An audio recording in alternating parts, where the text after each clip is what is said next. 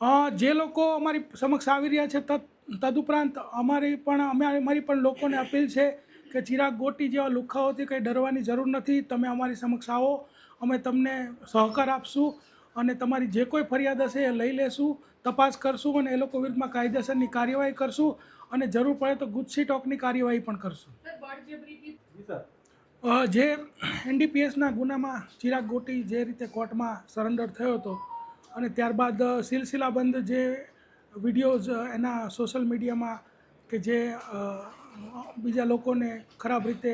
મારતા હોય, ધમકી આપતો હોય એવા વાયરલ થયેલા. અને ત્યારબાદ એક જે ફરિયાદી છે જિગ્નેશ મગનભાઈ વ્યાસ કે જેઓને પણ એની બાજુમાં સોફા પર બેસાડી 2 લાફા મારતો હોય એવો વિડીયો જે વાયરલ થયેલો, તો એ ફરિયાદી અમારી સમક્ષ આવતા એ ફરિયાદીની જે ફરિયાદ જે છે ગઈકાલે દાખલ કરવામાં આવેલી છે. ફરિયાદની કન્ટેન્ટ એ મુજબ છે કે તારીખ 15/10/2021ના રોજ જ્યારે એની જિગ્નેશ પોતાની જે ઓફિસ છે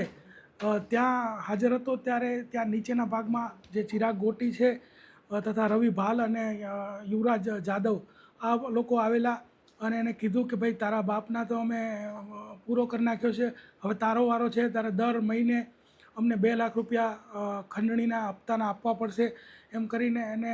ધમકી કરીને એની પાસે જે પડેલા 10 લાખ રૂપિયા છે તે લઈ ગયેલા. અને ત્યારબાદ ચિરાગ ગોટીને એવું ખબર પડી કે આ ભાઈ જે જિગ્નેશ વ્યાસ છે એ પોલીસમાં ફરિયાદ કરવા જવાના છે, તો ત્યારબાદ ફરીથી તારીખ 24/10/2021ના રોજ એની ઓફિસની નીચેના ભાગમાંથી જે આ જિગ્નેશ છે એનું અપહરણ કરી દઈ અને એના ઘરે લઈ ગઈ અને આ રીતે સોફામાં બેસાડી અને પહેલાં સમજાવ્યો કે કઈ રીતે તારે હાથ જોડીને રોવાનું છે અને સમજાવ્યા બાદ એની બાજુમાં બેસાડી અને 2 લાફા મારી દીધેલા. તો આના વિરુદ્ધમાં 386, 365, 342, 323 એટલે ખંડણી, અપહરણ અને મારામારીનો જે ગુનો છે એ દાખલ થયેલ છે. સર, એની એક કંપની છે ઓઇલની, એમાં શું રોલ હોઈ શકે, કઈ રીતે તપાસ કરવામાં આવશે? અત્યારે જે આ ગુનો છે એમાં તો ખંડણીને લગત જે તપાસ છે એ કરવામાં આવશે અને ઓઇલને લગત જો કંઈ કંપનીમાં ખોટું કરતા હશે તો એનાથી અલગથી કાર્યવાહી કરવામાં આવશે.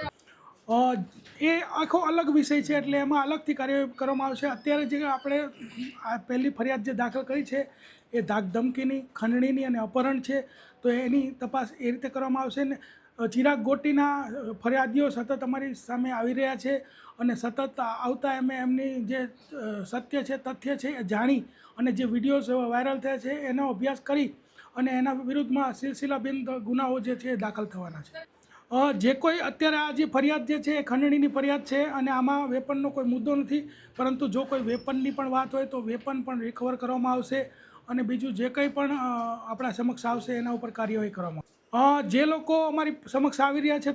તદુપરાંત અમારી પણ લોકોને અપીલ છે કે ચિરાગ ગોટી જેવા લુખાઓથી કંઈ ડરવાની જરૂર નથી. તમે અમારી સમક્ષ આવો, અમે તમને સહકાર આપશું અને તમારી જે કોઈ ફરિયાદ હશે એ લઈ લેશું, તપાસ કરશું અને એ લોકો વિરુદ્ધમાં કાયદેસરની કાર્યવાહી કરશું અને જરૂર પડે તો ગુજસી ટોકની કાર્યવાહી પણ કરશું. અમારી તમામ માહિતીથી અપડેટેડ રહેવા માટે જોડાયેલા રહો ત્રિશુલ ન્યૂઝ સાથે.